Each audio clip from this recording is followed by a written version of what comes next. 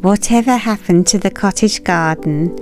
Because if we're honest, it's no longer quite as common as it once was. Step inside many homes today and you'll find clean lines, plain colours and carefully edited spaces. You may see neat lawns, paving and low maintenance planting. The old-fashioned cottage garden can sometimes feel as though it belongs to another age. An age of roses climbing over walls, of sweet peas gathered for the kitchen table, of floral china, embroidered tablecloths, and rooms filled with flowers from the garden. The sort of home and garden that seemed to belong together. And yet, despite all of that, the cottage garden continues to capture our imagination. Garden books still celebrate it, historic houses still recreate it, and many of us, whether we have a garden or not, still find ourselves drawn to its colours, its abundance and its sense of comfort, which makes me wonder, if the cottage garden is no longer the norm, why do so many of us still love it? Visit many of the great garden shows today and you'll find extraordinary designs, gardens built around architecture, sculpture, carefully controlled planting and clever concepts. It can sometimes feel as though the old-fashioned cottage garden belongs to another age, an age of roses climbing over walls, of sweet peas and hollyhocks, of winding paths and overflowing borders, an age that perhaps should have disappeared long ago, and yet somehow it never quite does. The sort of garden that would have looked perfectly at home outside a village cottage 80 years ago, the sort of garden Miss Marple might have pottered about in. And it makes me wonder, when did we decide that these gardens were somehow less important? Because for generations the cottage garden wasn't merely a style of gardening, it was a vision of home itself. I know that whenever I step into my own garden, I feel instantly at home. Perhaps it's because there is very little restraint here. The roses tumble wherever they please, pelargoniums spill from old terracotta pots, sweet peas climb up over obelisks. The borders are overflowing for most of the summer, and every year the garden seems determined to become just a little more crowded. And I rather like it that way. In fact, if I'm honest, I've always preferred gardens that feel lived in. Gardens that have grown gradually over many years. Whenever I deadhead the roses or plant sweet peas, I sometimes wonder why these flowers continue to speak to us so strongly. Because the cottage garden is not simply a collection of plants. It's a dream of home, and perhaps that's why it appears so often throughout history, particularly during difficult times. When we think about the 1930s and 1940s, we often think of hardship. The Depression years brought uncertainty for many families.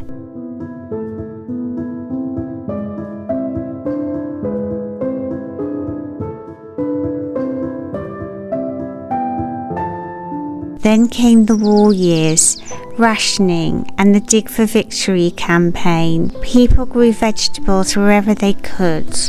Lawns became potato patches. Gardens became productive spaces. Yet something rather fascinating happened alongside all of that practicality. People never stopped dreaming about flowers. In fact, flowers became even more important.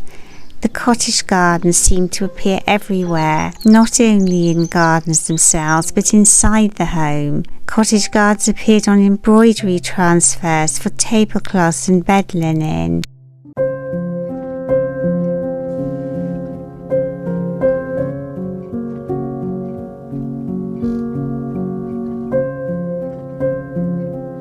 Flowers bloomed across china and tea sets. The cottage garden wandered across fabric prints and wallpapers. Even when people were focused on thrift and making do, they still surrounded themselves with roses, sweet peas, pansies and cottage flowers. I don't think that was accidental, because flowers represented something beyond decoration. They represented beauty, comfort, optimism, a glimpse of the peaceful world people hoped would return.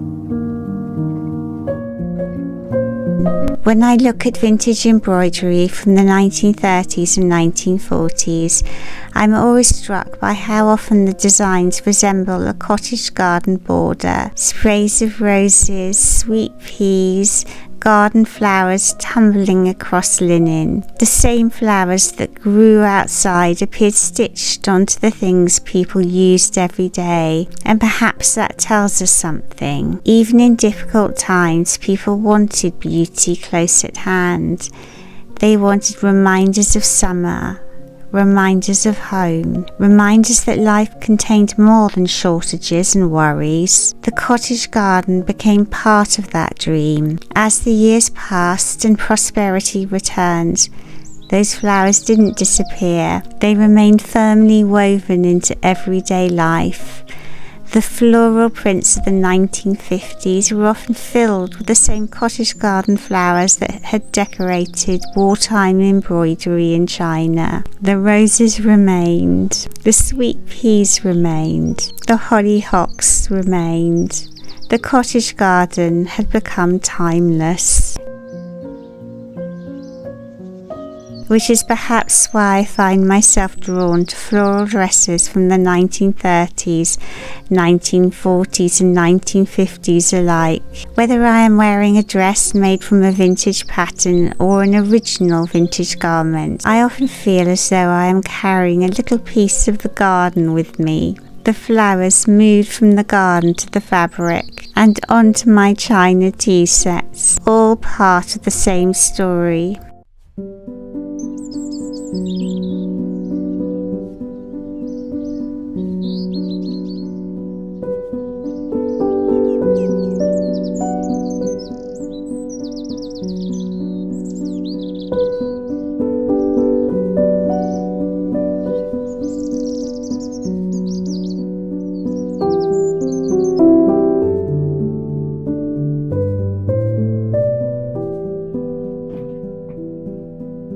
In the 1930s and 40s, people even embroidered cottage flowers onto knitted jumpers and cardigans.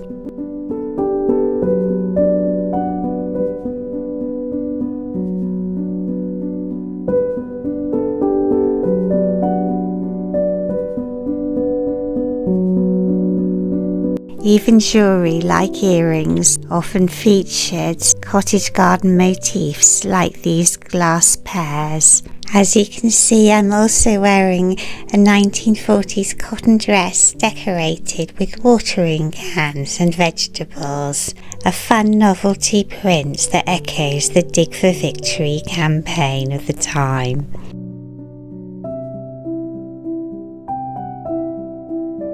As I've grown older, I've come to realise that what I love most about old-fashioned cottage gardens is not that they're historically accurate or traditionally English. It's that they ask very little of us. You don't need specialist knowledge to appreciate a rose. You don't need to read about and understand a design concept to enjoy sweet peas climbing up a trellis. You don't need a guidebook to tell you why a border full of colour makes you happy.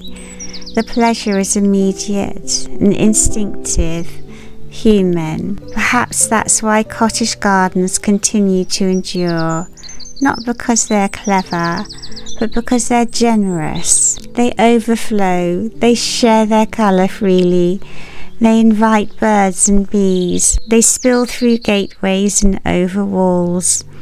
They offer abundance, and I sometimes wonder whether that abundance is exactly what people have always loved about them. In villages across England, people still fill their front gardens with flowers, not because they have to, but because they want to create something beautiful for everyone who passes by. A rose growing over a gate, pelargoniums in a window box, a patch of colour beside the pavement, small acts of beauty shared with neighbours and strangers alike. When I walk through village streets in summer, those gardens always make me smile, not because they're perfect, but because they feel welcoming. They remind me that beauty does not have to be rare or exclusive. It can simply be part of everyday life. Perhaps that is the real legacy of the cottage garden, not a gardening style, not a historical curiosity, but a belief that colour belongs in our lives, that flowers matter and that beauty matters even during difficult times, especially during difficult times. The cottage garden survived the Depression of the 30s. It survived rationing and the war of the 40s. It survived the arrival of modernism. Yet somewhere along the way we began speaking of it as though it were merely nostalgic. Here among the roses and sweet peas, in my garden that seems determined to overflow a little more every year, I find myself hoping that the cottage garden never truly disappears. Even with the threat of global warming, we now have to our English cottage garden favourites, because for generations it has offered something people continually return to, a sense of comfort, a sense of abundance, a sense of home. And judging by how many of us still fill our gardens, our homes, our china cupboards and even our wardrobes with cottage flowers, I suspect that it's a dream that is still very much alive.